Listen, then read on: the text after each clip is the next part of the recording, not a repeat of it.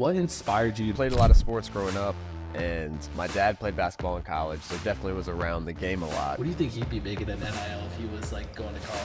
A lot. Over $1 million, if I had to guess, for sure. What networking really means to you? I would say, and I've never said this before, but I'm thinking it now, I would think of myself as a connector. How hard is it for you to change people's habits? Getting them on the right path and setting expectations for what we do and how we can help. Think about Jason Kelsey there. I love what you said about building your brand, because that's one thing that my college coach hit on was how you got to the point that you're at today. Interesting time. It was 2020.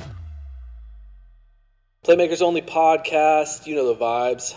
This is your host, Jake, and today I've got a Playmaker with me in the building, Ken Kilgroe. Yes, sir. Yes, sir. Ken's a financial advisor here in the St. Pete, where we live in the Tampa Bay area, but also played basketball at Randolph-Macon College. Did I get that right? You got it right. And so wanted to just have a conversation. Same thing as always, right? Is I think the goal of the podcast is really to, give Tampa Bay athletes a platform to tell their story really on their terms, the way they want to tell it, and then transition to have a conversation about the intersection of sports and business. Like, I think that in today's world of sports, like, the business side has become such a big deal. And obviously in the lanes that we kind of work in, obviously we deal with that on a day-to-day basis, but really just wanted to give our audience like some insight onto the business side. We're going to talk a little bit about financial planning, investing, obviously like what you do at Syndio, and just kind of jam a little bit. How does that sound? That sounds great. Cool. I like that. So just thinking out loud, like, tell us from the start, like, I guess the first thing is like, what inspired you to want to play basketball? Yeah, it's a great question. I mean, I grew up playing all kinds of sports. My dad played college and basketball. Yeah, everybody in the family is super tall. I didn't mean to cut you off, but that's one thing that, like, as you kind of introduced me to everybody, I'm like, dang, like, everybody's like, even your sister's over 6 foot, it feels like. But yeah, they're tall. And then we've got a tall team at Syndio, where I work now. We've got a very tall team. But where were we? So played a lot of sports growing up, and my dad played basketball in college, so definitely was around the game a lot. And where did he play? He played at Eckerd. Okay. So he started at St. Pete College for 2 years and then finished at Eckerd. Some Tampa Bay ballers. Yep. Yeah, so he's a St. Pete native and local. Nice. And so he played a little bit after college too. So just being around him, watching the game, I enjoyed it. But actually, when I was very young, I tried to do everything opposite of him. Like, I tried playing soccer, lacrosse. So I kind of tried a bunch of different sports to see what I like. Eventually, just enjoyed basketball and just kept playing. And I just stuck with it. Yeah. So I was doing some research on you, obviously just to see about like things that we could talk about on the pod. But one thing I noticed was that you played AAU with Nike Team Florida. Talk to me a little bit about that. Like, I didn't really play. I didn't play basketball. Didn't play AAU, and that's kind of like my pitch to players as an agent when I go and talk to them is like, hey, that wasn't really my thing, but my thing is the business side. But regardless, I think AAU is super interesting, and I think in the world of sports that we're in today with like NIL and players getting paid, and you think back to like when you were in high school and like being recruited, like AAU was like kind of a funnel for like players to get paid. But talk a little bit about your time with Team Nike Florida and like what you saw and like how you saw that as a business. Yeah. Nike Team Florida was a really cool experience for me. I started playing with them my 8th grade year going into my freshman year of high school, and some really valuable friendships and relationships that I still value from that time. And it was really good competition. I mean, it opened my eyes to how good the kids out there were at my age. I thought I was good just playing locally in St. Pete, and then traveling on these tournaments and playing for Nike Team Florida, the guys on my team, it really exposed me. Yeah. In a great way. And I kind of lost train of thought. No, there. I think one thing I'm just thinking out loud here, because like when I had Kalen on the last episode, one thing I asked him was like, growing up, who were some of like were there any big players that we see in today's game, or maybe even saw like in college basketball, that you either played with on Team Nike or played against in some of those tournaments that you can remember back to? That's a good question. No names stand out in particular. No But it's definitely good competition because like you Yeah. see a lot of those guys like going from like sometimes not even big AAU teams, but like they'll get their name on the AAU circuit or like Yeah. EYBL or all these like grassroots leagues, and then jump into college basketball and be like a huge name in college basketball. So it's always interesting to me to like hear about these players that you played against or played with because that's one thing. I've got one guy, not to me. cut you off. Yeah. It was there was a camp called Fab Frosh, so it was incoming freshmen and High school freshman? high school freshmen. Okay. Yep, and you get put on a team. This was in Sewanee, Georgia, and there was a guy on my team who was tall, light skinned, really good at that time. His name's Jason Tatum. So we got if you're familiar, yeah. Do know that guy. Yeah, so he was really good then, and it was cool to see a bunch of different guys at that camp, and see some of them go on and be in the NBA now. Some had amazing college careers. Some you never heard of again. But that was a cool experience to play with those types of guys at that camp. Yeah, what's it like to see him on the big stage now? I mean, like just coming off a championship and you were balling against him in high school. Yeah. It was pretty cool. I mean, happy for him. I don't know him personally. Yeah, don't obviously. keep in touch or anything at all. But yeah, happy for him and love to see him winning and succeeding. Yeah, this is so random and a little bit off topic for where we're at right now. But like, what do you think he'd be making in NIL if he was like going to college? A lot. Over $1 million, if I had to guess, for Yeah, sure. Agreed. Yeah. Agreed. But so you played high school, you played AAU and all that stuff. Like, talk to me a little bit about your recruitment. Like, did you always want to play college basketball? Like, were you getting a lot of offers? Was Randolph-Macon the one? Like, talk about your recruitment and how you got to college basketball. Yeah. The recruitment process started, when you're in high school playing AAU ball. Like you said, it's a funnel. Towards the end of my junior year, I started to get a feel for the level that I thought I could play at, which was probably D3. I had hopes of maybe wanting to go D2, but it was for sure a goal of mine to play college basketball. So I knew I wanted to do that. And Eckerd College, which is in St. Pete, did not offer me a scholarship. Maybe I could have walked on, so that was a consideration. And then a few other D3 schools, Randolph-Macon, one in Virginia, one in Indiana, one in Texas that I visited. But Randolph-Macon was just the one that stood out the most. I really liked how competitive the team was from a talent standpoint, but also the coaching staff. Josh Merkel is the coach there now. Just recently won a national championship, #1 ranked team in the country for a long time. And so they have a strong history and just a great coaching staff, which that really drew me into them. But once I visited that school, I knew I was going to go there. Yeah. It's kind of a hike, though. Like, every player that I talk to is like, especially in recruitment, always wants to stay home. And Interesting. Like, for one reason or another, usually it's like family coming to watch the games. But like, was that ever a consideration for you, like being too far away? It wasn't, only because I knew that was kind of the level I was going to get the most playing time. There was no D3s in Florida, so I was like, I was willing to go wherever I had to go to play. Yeah, that's a good point. And Yeah. that's such a good mindset too. Like, I think guys, like especially in college football, that's more the realm that I deal in. But a lot of these guys in college football want to go to a Power 4 or 5 school and think that they're immediately going to play.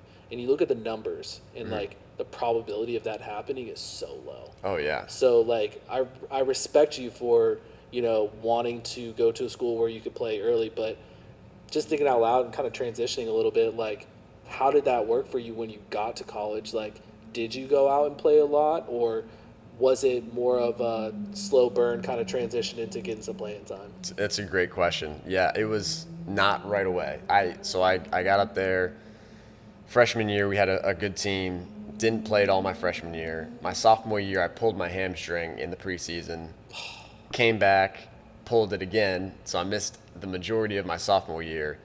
So didn't play then. And then junior year, I didn't play, had a great team. And then finally my senior year is when I finally started to get some minutes and then became a good contributor towards the end. But it was not easy. I mean, D3, far away from home, leaving St. Pete, beautiful Florida. It's cold, snowing. Going to cold Virginia, not as much sun. So it was challenging, but yeah, so it was a long 3 years of not playing and grinding and getting better to finally get some minutes my senior year. So it was not an easy process going up and playing right away. Yeah. One thing that I talk with players obviously all the time about, especially in the world of the business of college sports that we're in now, is like transferring. And you were there, obviously, like 2018 is kind of the beginning of the transfer portal. I think you graduated in 2020. 2020, yep. So was there ever a thought in your mind of transferring? There was. Yeah, the end of my junior year is when I considered it the most. I had a great conversation with my coach. His name's Josh Merkel, and he pulled me into his office at after the season. You do reviews with the coaching staff. Just how'd you do this year? What can you work on in the summertime coming into next year? And that was a very honest conversation that we had. And he said, hey, you've been in this 3 years. Your investment level is a 10.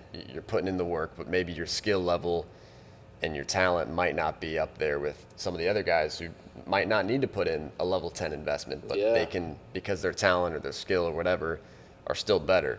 So he just flat out said, I love what you're bringing to the program. You're an amazing kid, but I just don't know where the minutes are going to come from next year, because we had a good incoming freshman class.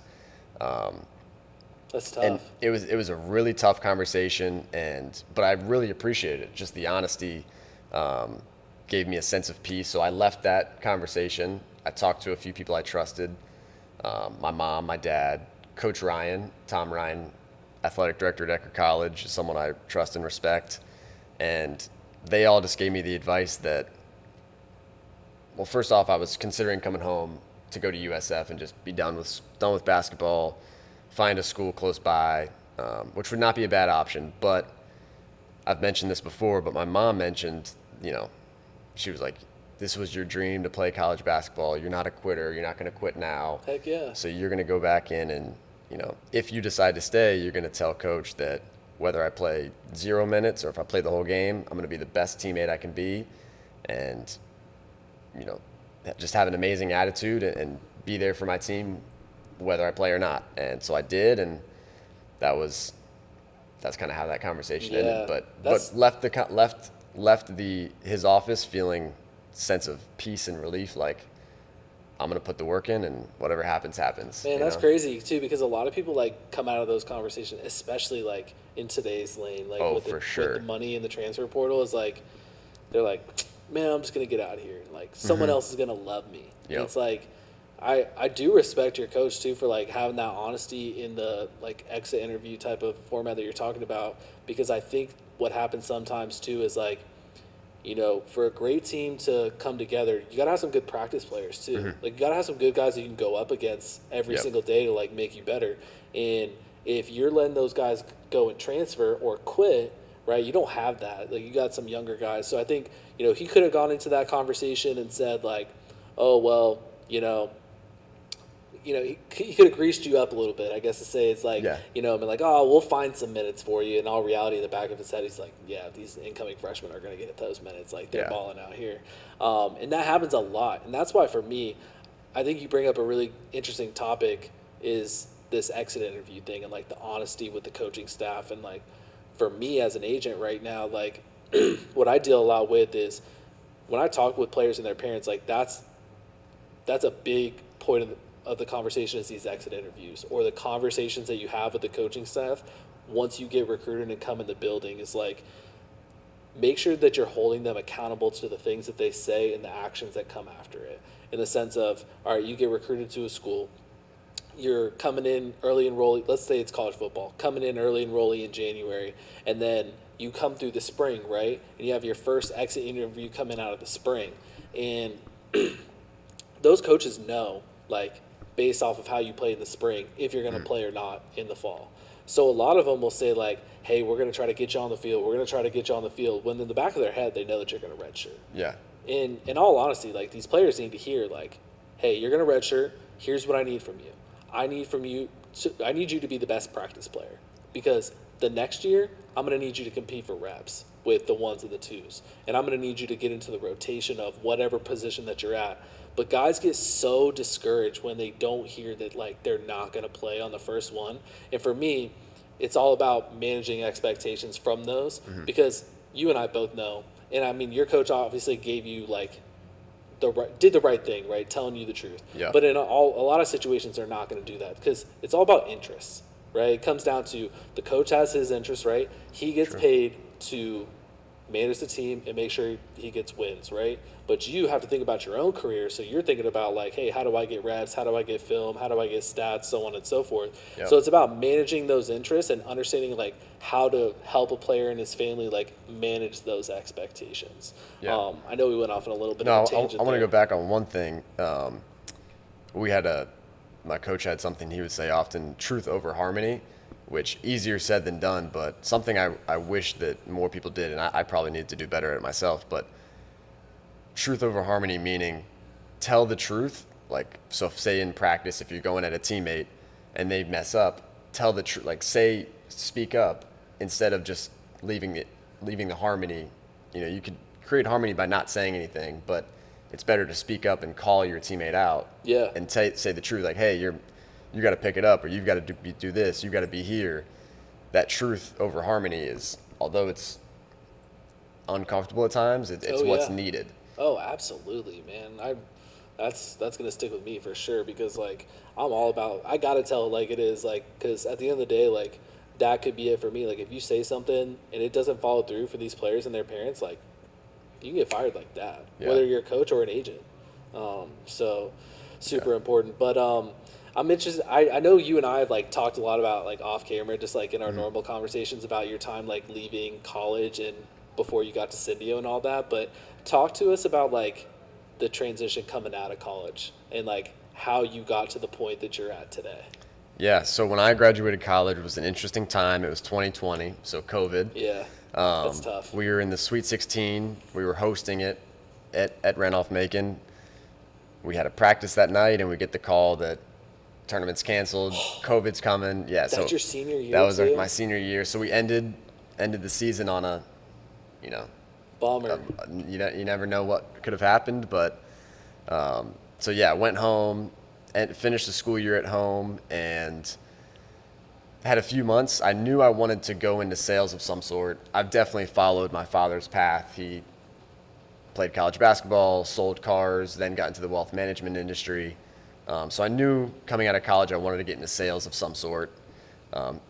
My dad had a good friend who was connected in the car world, got me a job interview at Dimmitt Automotive Group.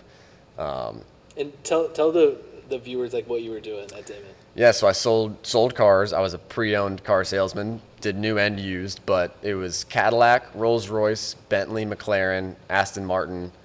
I think that's it. So really cool car brands. I mean, the type of clientele and the people that are buying a Rolls-Royce or an Aston Martin, it was just cool to get to meet them, hear their stories. And how old were you?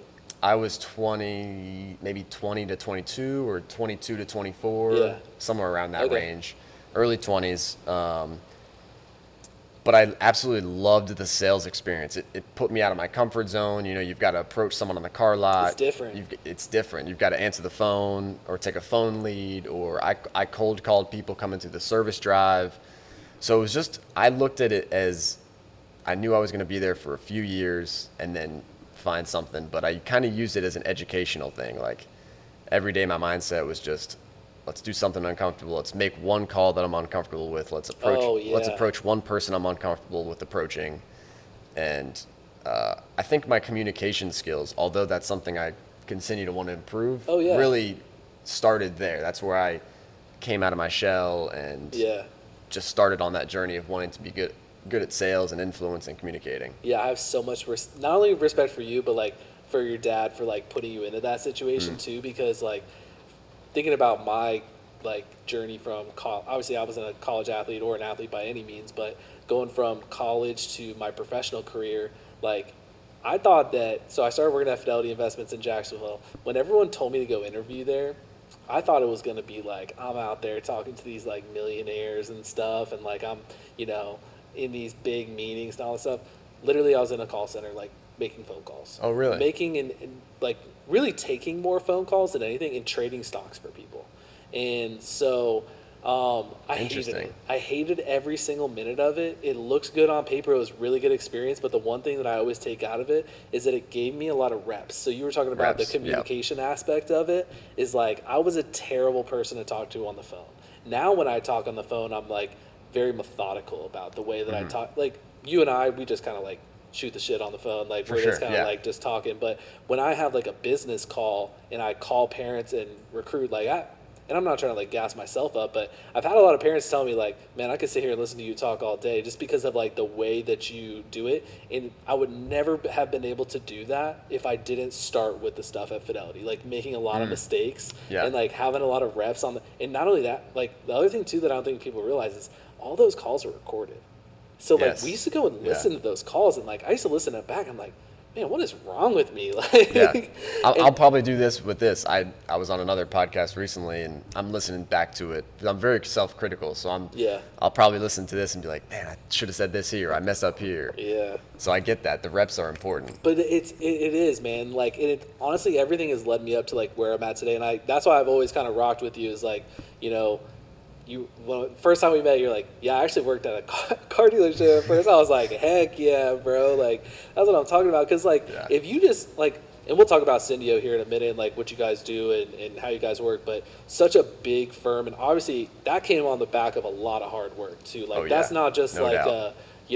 hey, we came into this whole thing. Like, your dad and Pete and, like, all these other guys that work there, like, put in a ton of hard work to get there. But like thinking out loud, man, like your dad could have put you right into a role at a huge investment firm, and he didn't. He was like, no, you got to go and earn it. Right. Like, and that's what I respect. And like thinking back to my time, like, I hated it every moment of it, but looking back, like At Fidelity, you mean? yeah, Okay. Fidelity, and like really all my stops, Raymond James, Franklin Templeton, like each one of those things, like did I love it? Because I think about my job now, man, I love what I do. Like I truly love what I do. And I couldn't see myself doing anything else. But if I didn't do those other things, I would have never gotten here. Because like being an agent is all about client service, which takes me back to the Fidelity job. Like that's all of. If I didn't have that level of I'll go and do anything for anybody, like I wouldn't be as successful as I am right now. So Yeah. I was like, I wanted the audience to hear That's awesome. that part of your story though, because like, people. Especially like online and stuff today, like, they probably see you and they're like, yeah, he works at a really big investment firm, but they don't know that like you were out here like cold calling people to sell Right, calls yeah. before. Like there was a lot of grind that like got you there. But For sure.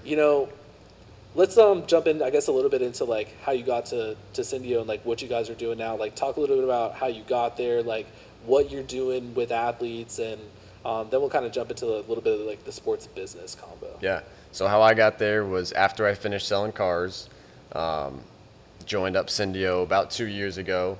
Tell the audience like what Syndio is, I guess. Yeah, so Syndio Wealth Partners, thank you for saying Yeah. that. Syndio Wealth Partners is the investment management firm that I'm a part of, based out of downtown St. Petersburg, Florida. Manage about a little over $2 billion in assets, and Syndio actually means to connect in Greek, which is really cool. It's a cool story, I think. I didn't know that. Yeah, so if you come into our office, which you've been up there, right?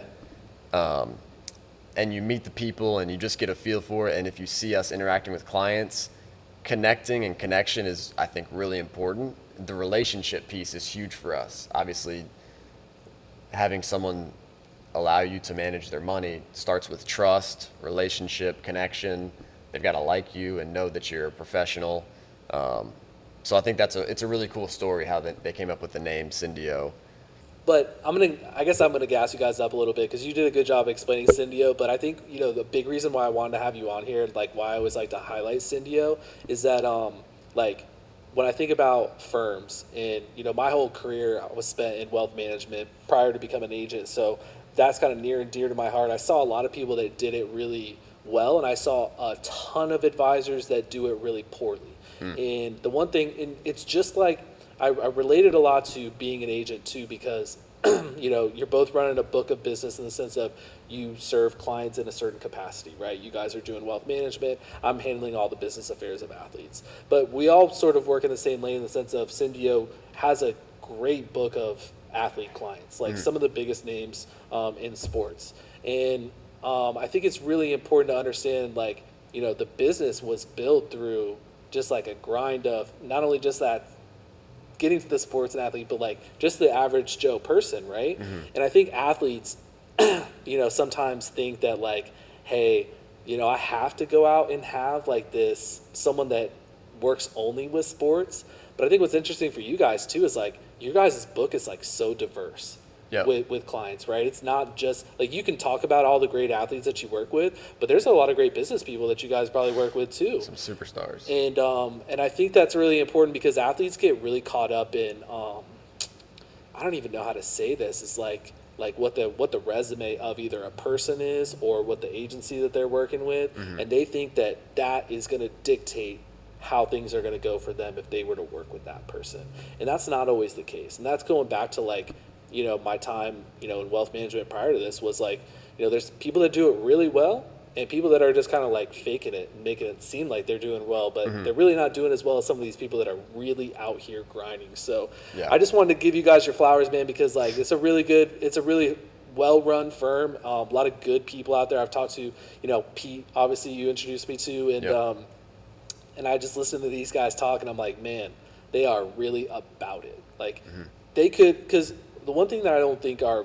viewer or like the audience is going to understand necessarily is that like whether you're a financial advisor or you're an agent, right? You're running a book of clients. There's some sort of client service aspect to it, but when you get to a certain point, like you guys have $2 billion that you guys manage. Yeah. Like a lot of advisors that I've seen over time, they get complacent. They're like, I don't need to add new people. I don't need to continue to service my book as much as I was before. So that's where it's like, I wanted to like give you guys some props for the people around the building. Like everybody has some juice to them, especially the guys at the top that are older. Like they're still pushing just as hard as they were when the book was $500 million or whatever. And that's a huge number, but in the sense of like the business of what we run, like it's really not.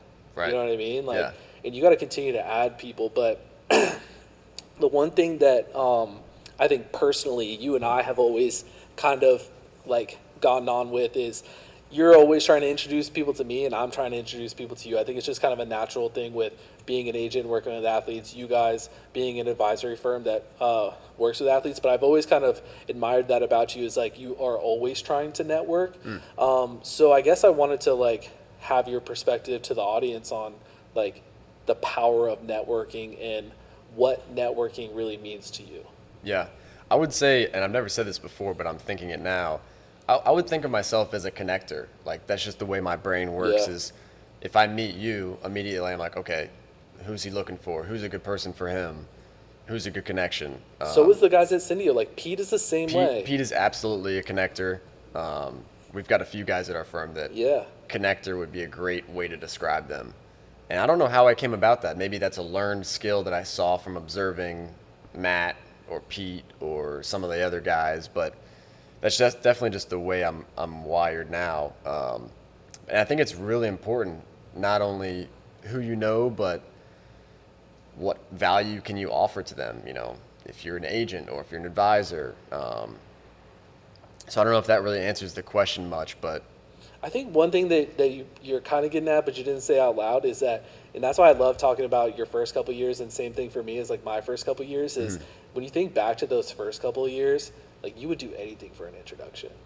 You know what I mean? Yeah. Like even in the selling cars, yeah, you would do anything for a referral or an introduction to someone that would buy something for you. No doubt. So when you're grinding like that, and then you get to the point where we're at now, it just becomes so natural because you're like, man, I remember those days when it was like I was cold calling these people, and I'm just sitting there thinking like, man, it would be so nice to just get an introduction to this person that's on this list that I know wants to buy a car, or for me, like I know doesn't have an agent yet, or for you now, like I know they don't have a financial advisor or they're not happy with their financial advisor. Like, well, I would do anything for an introduction. So when you say you're like a connector, I think it's super important because it's like, like what it's like to not have those connections, to be grinding for those connections. And it makes everything about, that's why I say, no matter what business you're in, it's always about relationships. Always about relationships. But let's kind of transition into like the sports business talk because, for me in this podcast, like one, I want to give like athletes a chance to tell their story. That's a big thing for me. Is just I think sports media too. Like you see so many players that start their own podcast or have their own sort of like media venture, and it's a way for them to tell their story. Whereas like you look 10, 15 years ago, it was like always the way the media was portraying you. So I want to give players a chance to really tell their story. But for me, the basis of this podcast, I think, is about like the evolving world of the business of sports. In my lane, it's more about college football and the NFL. I think I could talk about so many different things, but I think the big thing for me right now is to give some game to people on like NIL and, the growing world of college sports. But let's start off with just like, you graduated in 2020, so you didn't really get a chance to, but like, NIL came right around the corner after you graduated. Like, Right. What were your thoughts on it? Like, what do you see now? Like, what are your just general impressions of what name, image, and likeness? And you can keep it specific to the college basketball space too if you want. Yeah. The NIL space is extremely interesting. Like you mentioned, it was coming around as my college career was ending. I wasn't too pissed off because I knew being at a small school, it wouldn't affect me too much. But it's really interesting, and the amount of money that these kids are getting is probably the first thing that comes to mind. So, yeah, just working with the kids, and we have a long process. So when we get an opportunity to work with a kid who's going through NIL, we've got it pretty formalized of the process of, from the first meeting to the second meeting to meeting the parents to doing all the stuff, setting up an LLC, getting them a credit card. Yeah. There's a whole process. So we've got it formalized. We go really in depth, and there's just a lot to, if you want to maximize the value, so to speak, of the money that they get and protect them. There's a lot of stuff to do that goes into it. But it's a whole new world that everyone, me and you included, are still trying to navigate and learn. For sure. Which is interesting. Thinking back to like your Randolph-Macon days, like, is there anybody that was on your team, and they didn't even have to be around during the NIL era? I know you said you had like a really good freshman class coming in, but was there anyone on your team that you're like, man, thinking back, like that guy probably would have made a lot of money? Maybe not at Randolph-Macon, but like through the transfer portal. Absolutely. I think in one way I look at NIL is, of course, kids who are very good at their sports, like at the Power 5 conferences, are going to make a lot, but also the social media side. Like, you see the women models, they make a lot of money. So I think, to answer your question, I had some teammates who, if they really wanted to, their personalities are just so out there. And that's interesting. And okay. I think maybe not from the sports side of things they would have made a lot of money, but they would have been social media superstars. They would have been superstars if they, and I think they still could, if they put a camera on and just be themselves. I think they've got some great personalities. So there's a few. Such a challenging part for me as an agent is like, I really think that the benefit of NIL, like especially in college football, you see this the most, is like they just see it for like, I can go and get a like salary like paycheck, and it's easy money. And I just don't understand why players can't see it for the opportunity for them to be a business, like not only be a business, but be a brand. And a brand you can take so much farther beyond your playing days. And everyone has become so short-sighted with this thing because, especially with collectives, like it's easy money. Like it's not even employment right now. Like right now, you get a collective contract, you go on a podcast, you put up a social media post, you put up an Instagram story, like you're getting paid hundreds of thousands of dollars to do that. Yeah. Like that is such easy money. And that is not how the influencer realm works. The influencer realm for NIL really works more like what you're talking about, where people turn the camera around and are like really showing their personality, and that's how they get brand deals, and then brand deals turn it. But their brand is their personality, like who they are and all that type of stuff. And you can show players so many instances of professional athletes taking their name, image, and likeness at the pro level. And man, think about Jason Kelsey right now. He could go back with the Eagles and play and get a great contract, and they're making so much money on the podcast that he's just like, no, my body doesn't need it. I love what you said about building your brand, because that's one thing that my college coach hit on was he was like, you're always building your brand. Whether you're walking through the gym, you never know who's watching. If you see a piece of trash, you should pick it up, because that's building your brand. Whether the athletic director sees it or a teammate. Yeah. You never know. So you're always building your brand, and so that's a great point that you make there. Yeah, absolutely. Going back to the transfer portal and just like how much money college athletes are making, like, what do you think about what I've seen over this last year specifically, especially because players at the top who are like transferring, whether it be a player from Power 5 going to another Power 5 school, like the market for those players has become, I guess you could say, rich. Like the demand is so high. Yeah. Right, like they just run up those prices. What do you think about like how the transfer portal is kind of pivoted for players going from like D3 to a big Power 5 school and getting paid a lot of money and getting a lot of opportunity? And just kind of a follow up to that is like, how do you think that transition of these players going from D3 to Power 5 is going to affect the D3 realm like in years to come? Yeah. I don't have any experience yet with any kids going from a D3 or D2 to D1, so like jumping levels. So I don't have any experience with that, but I can see it happening. And I think eventually it'll be a top-down thing, right? The top schools and the top conferences are going to get paid the most. Maybe D2s maybe they're getting paid a little bit. So I think the evolution will come eventually to D2 and D3 levels where they might be getting some compensation of some sort. But I still think it's going to be, of course, that the top schools get paid the most. And I haven't had an experience with it yet, but if I come across a D3 kid who... I really just started noticing it this year, man, like, especially in college football, you see guys like, for instance, in this last transfer portal cycle, like defensive tackle, like there's so many guys trying to go from schools that were in Power 5 to another Power 5 school, getting like 750, 800,000 or something like that. And they're like, do I really want to pay a guy like that was just a rotational player at his other school? Or do I want to go down to the Division II or the Division III level and find a guy who played defensive tackle that was like the number one player in D3 and bring him up to Power 5? Like there's guys from like HBCUs and like even like NAIA schools that were super productive, because at the end of the day it comes down to like, are you an NFL prospect? And like the NFL doesn't care about Power 5 versus they care about measurables, they care about film and the analytics behind it. Like if you're playing like that's they would rather take a guy from HBCU that has played every single year he's been in college than take a guy who played 1 year of Power 5 football. Just because of like the film, they can rely on it more. Right. And especially if like the measurables are the same and like the intangibles are the same. So that's why I just kind of wanted to ask the question, like coming from a D3 school, obviously like even in your time, like the transfer portal had just begun. So like there wasn't really a lot of movement, whereas like now we're seeing so much movement. But I guess it's another good like question for you is like, what do you think about the transfer portal and like how that's affected college athletics? That's a great question. How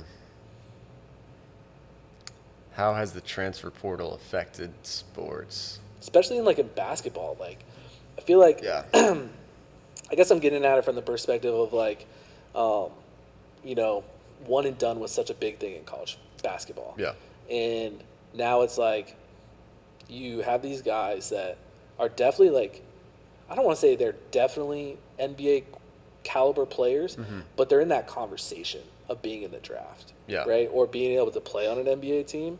But now like you see them sticking around longer because of NIL, and then like also because if they aren't getting, like, a lot of them would have jumped to the league because they weren't getting the playing time, right? They're like, hey, I want to go get developed in the G League, or I want to go, get developed on the bench of an NBA team and play at that level because that's ultimately where I want to play. But that's why I always ask people, because, like, some people have this thing about loyalty, right? Like, you want to stay loyal to your school, and that's why I want to see, like, your perspective on, transferring, hitting the transfer portal, taking money for transfer, and so on and so forth. I think certain scenarios you've got to move. You've got to make a move or a transfer, and the money can be enticing. So, of course, if another school is offering dramatically more. But I do think it will create its own problems. Like, for example, if a kid, I've heard you talk about this, if a kid jumps around from 4 different high schools in 4 different years, not from his family moving, but just from like, oh, he got mad at this coach, or like he wasn't playing here. I think it can create some problems later on of like, I mean, same thing happens in the real world. If you see someone who jumps from jobs, Oh, I'm, yeah. I'm not saying there's certain scenarios, of course, you move, Got to. you make moves, all that stuff, but you get what I'm saying, Oh, right? Whereas like, absolutely. he left this job 4 different times because each time he didn't like his boss, or so I think the only issue I have with people easily being able to transfer is, my question is, what does this teach the kid for later in life about, if something's not working, I can just easily leave. Yeah. Sometimes it's best to stick it That's a good out point. and build that grit muscle up, so to speak. So that's really my only thoughts on the Yeah, transfer no, portal is that. that's a good point. Like bringing it back to like the real world stuff. Like you see that happen a lot in like corporate world, like where people literally will, especially post COVID. Like you see people with remote work, like you'll see people jump like every 6 months or like every year, and it's not always for more money. It's always just because like they just didn't like that one thing about the company, or they didn't like Right. the one thing about their boss, and it's like then you get to 4 or 5 years down the road, and you're like going to another job, and that person's like, "You've been at 5 jobs in 4 That's years." going to come up. Yeah. You know, like what was it about every single one of those places that you didn't like? And then you have to get into that. It's like that conversation's tough. So I think it's a Very. really interesting perspective. But I do want to pivot back just to more of like what you do, because part of the conversation that I think is really important for us to have, and for the people that I think are going to view this down the road, is the importance of financial planning, money management, especially in the college space. Like you and I have talked so much about like how we can work together to help college athletes like manage their money better, be more of like a team when it comes to like holding players accountable to doing stuff. And I know we've talked like off camera and like just in our normal day to day about like how tough it is with like helping players manage money and like really like holding them accountable, and like what you can do versus what you can't really do, and how far you can push players. But I'm just interested to hear, like, you guys have definitely worked with a lot of clients in NIL that have like gotten big contracts, I guess I can say. Yeah. And talk about that process of working with them, like what you think is important, why you think money management is important, so on and so forth. Yeah. The money management piece is really important. I think just teaching them the basics, like living below your means, paying yourself first. Yeah. Some of just the fundamental building blocks of money management, like you said, is very important. Trying to think of where I could take this. So many different ways. I mean, like, I think like one thing that I think would be really interesting for the viewers, because like so many of the people that I hope will watch this are, Yeah. you know, high school or college players that are going to come into this space, and they're probably going to get a big contract. Like that's Okay. the people that I want to be talking to. Like, Got it. you, like, I come to you with a player and I'm like, hey Kent, we got to figure out something for this guy for the long term, like a Yeah. long-term plan. Like, what do you think is the most important things that players should be looking at, whether it be the starting a business, payroll, saving, so on and so forth? Yeah, all those. And I'll say this: I've read a cool book. It's called Psychology of Money, and it talks about how, how everyone's got a fingerprint, and everyone's fingerprint is individualized. It's their own. It's the same with their attitudes about money. You have a different attitude about money. I have a different attitude about money. So I think that's important, is to find out what their goals are and what their background is. Yeah. If they come from a good family, maybe they're going to be more susceptible to saving and putting it away. If they come from a different background, they might be more susceptible to go spending it. So I think Yeah. learning about each person at first is important.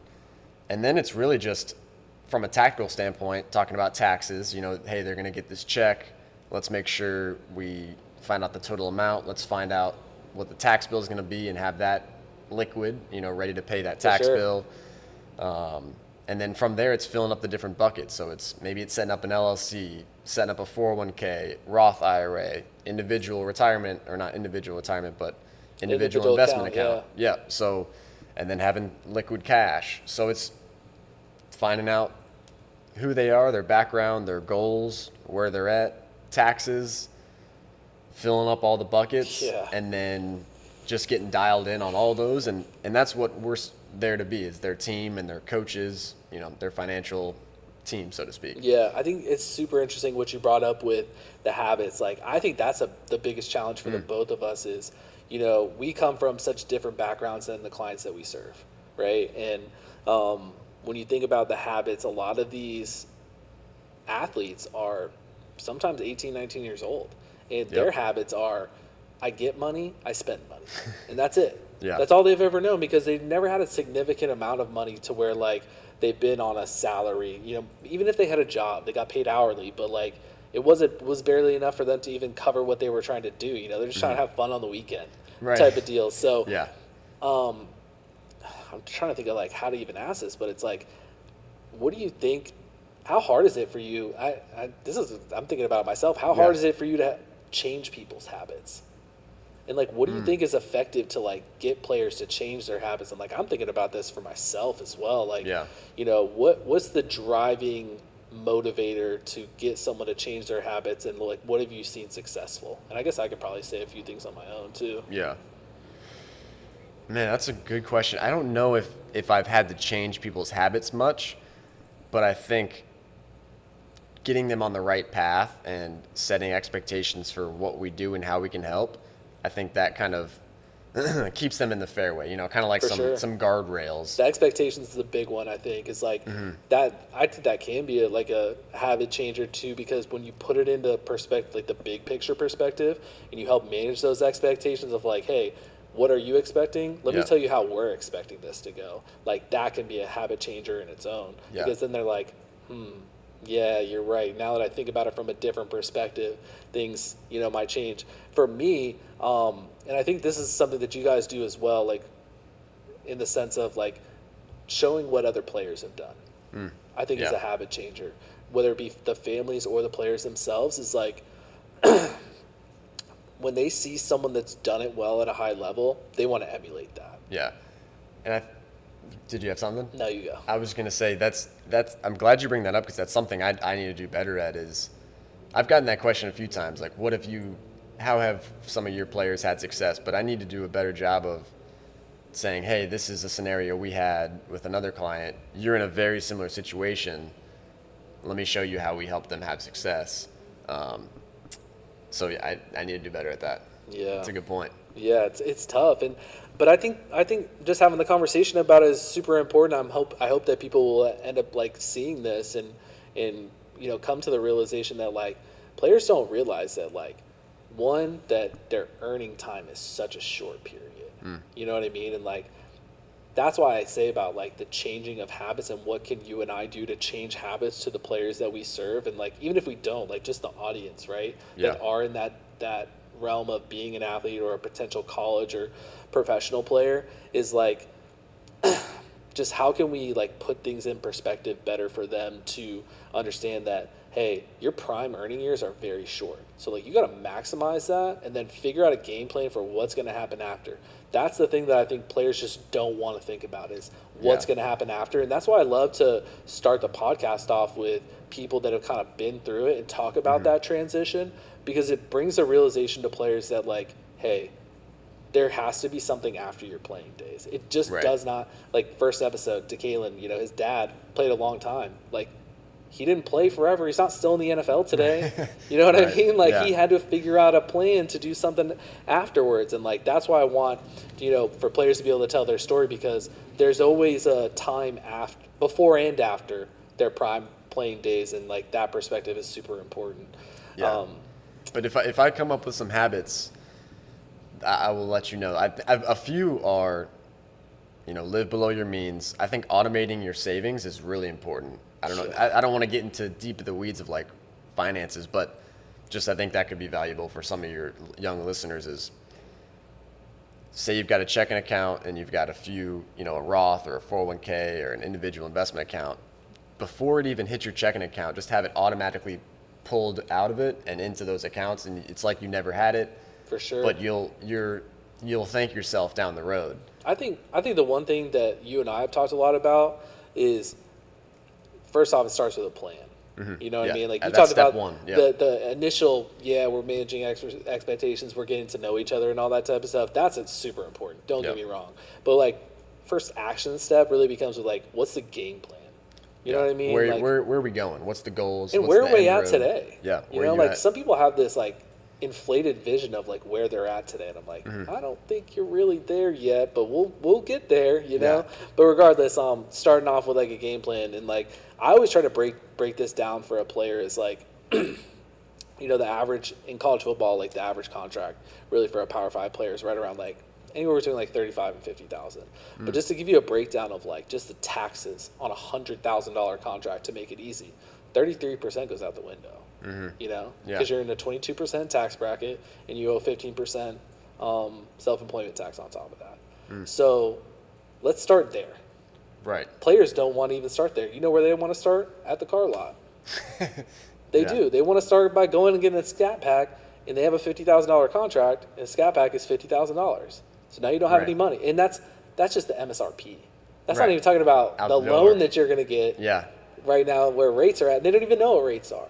You know, and that's why I think for me, like having these types of conversations for players to be able to hear like in long form and whether it be in shorts or whatever, is super important. But for me, it's like getting a plan, and then for me as an agent, like you can't do it all for a player. Like I spent so much time in wealth management. Like I know so much. Like could I do this for players on my own? Absolutely. So I think just kind of like to wrap things up a little bit, we talked a little bit about, you know, your story and like how you got here and like the importance of, you know, using the tools that you've learned through, you know, sales and Syndio and all that type of stuff. But what's like one piece of advice that you would give, whether it be to like high school athletes coming up now, they're able to earn, oh shit, you know what? That was a question I was going to ask you. Let me take this step. We're going to pause that. I'm going to start a new question. One thing that I think is really interesting too, and why I wanted to bring up your experience with AAU basketball and EYBL and like all that type of stuff, grassroots basketball, is high school NIL has come to Florida. Given your experience playing in the AAU circuit, like how do you see high school basketball, and not even necessarily AAU, but I'm talking about like high school basketball, like how do you see that changing and evolving as players are now being able to get paid at like 14 or 15 years old?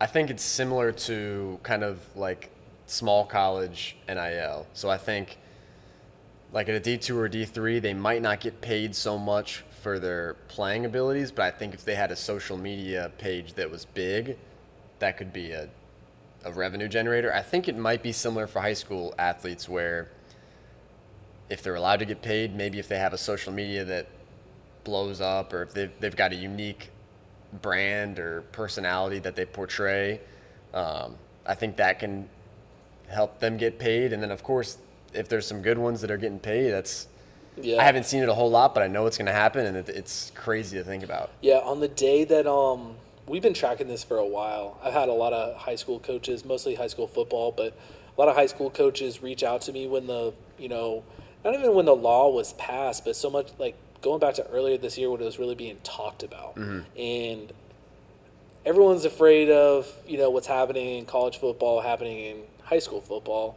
And I agree with you. I don't think that's going to be the case. I think that they're really trying to like push away that pay for play. I think that you'll see the pay for play stuff being more in like AAU, EYBL. Yes, I can, like all that I stuff. can see that. And yeah. I think I've always said this in high school football, and I think the NFL is trying to get into this too, is OT7.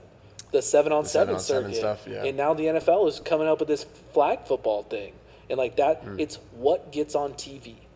And high school sports aren't on TV like that. They're not on the main channels where TV revenue is flowing from. So I don't follow it much. Is 7-on-7 more enjoyable to watch for just an average person? Like, would someone rather, like, what would get more views? 7-on-7? Think about it like this. Like, do you watch like NFL for the offensive linemen, or do you watch it for the wide receivers and the running backs making the plays and the quarterbacks throwing the ball? The plays, That's really what it comes down to. It's like 7-on-7 is just, you know, DBs, linebackers. On offense, it's quarterback, running back, wide receiver. So it's all the skill positions. So it's all the positions, and that's why, like on TV, they love to see it. And totally makes sense. That's why I tell players, like, the way I see high school really going is like, OT7 has a TV deal with the NFL Network. So similar to how college football works, like all these schools and conferences are trying to move to or schools are trying to move to conferences that have the biggest TV deals. Like you won't see that in high school, but players in high school will try to get on these OT7 teams because you have NFL Network up here. They drop revenue down to OT7. OT7 pays the teams. The players on those teams get paid.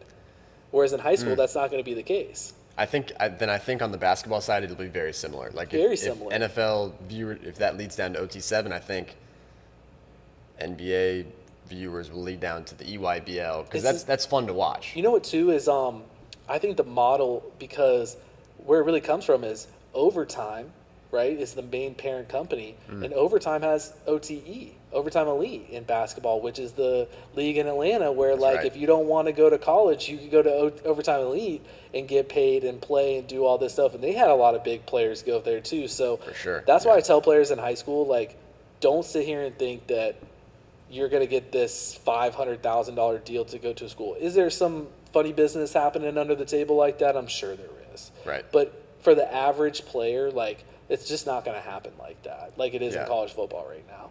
And so, like, when I talk to players, especially these freshmen and sophomores, I'm like, going back to the habit changes, I'm trying to change the habit of, like, don't go in looking for this easy contract. Start your business now. Because if you start a business now, and business and brand to me are very, like, synonymous. Yeah. Is like the infrastructure of the business, the brand of the business, right? Build that from a marketing perspective. That puts money into the business. Now, if you're managing the business the right way, the business will grow. By the time you get to college, man, you're not worried about money. Right. You know what I mean? Playing You're just playing, and it's so natural. Like, you get a contract, hey, it's going to my business, now it's going to flow. I'm paying myself as a payroll employee, and I'm saving 15% on taxes by doing that. Like, it's so natural. Whereas, like, when NIL just kind of hit, these guys were like, scramble for money. Get money wherever you can. So that's a great point. But no, I think we've kind of covered, everything I wanted to. I really appreciate your time. I think one thing, question that you were going to ask was if you had to leave one thing or something to high school kids. I can only speak from my experience and where I'm at in life now, but one thing I don't wish I did differently. I think I always had good foresight and did a good job of this, but keep in touch with as many people as you can and build those relationships. You never know who you're in class with. You never know who your friend's dad is. You never know who your teammate is from club, whatever sport you play. The connector. I think if you can just keep in touch with as many people just because you never know, I think that would be something I would give to young kids, because when you're at that age, you're not thinking about, oh, this kid could grow up to be the CEO of this company. You're just thinking, oh, he's not that cool, or is he coming to the party this weekend? So I would say just shift your mindset to think about how important relationships are, and to start add people to the Rolodex. Add people to the Rolodex constantly, and keep those connections strong. The kids probably don't even know about the Rolodex, to be honest with you. That's probably a terrible way to do it, but your keep people in your phone. Yes. Yeah, keep people in your phone. Like, I have thousands of contacts in my phone. I don't delete anybody, and it's so funny you say that, because I've had some people come out of the woodwork since I started the business. And they're like, hey, I see what you're doing now. Like, I want to, help you out with this, or I want to introduce you to this person, and, like, that is so important. So that's definitely some good game. But on that note, I think we'll end it. Hell yeah. Playmakers only. Appreciate you having me on, man. Always. This was fun. Yeah.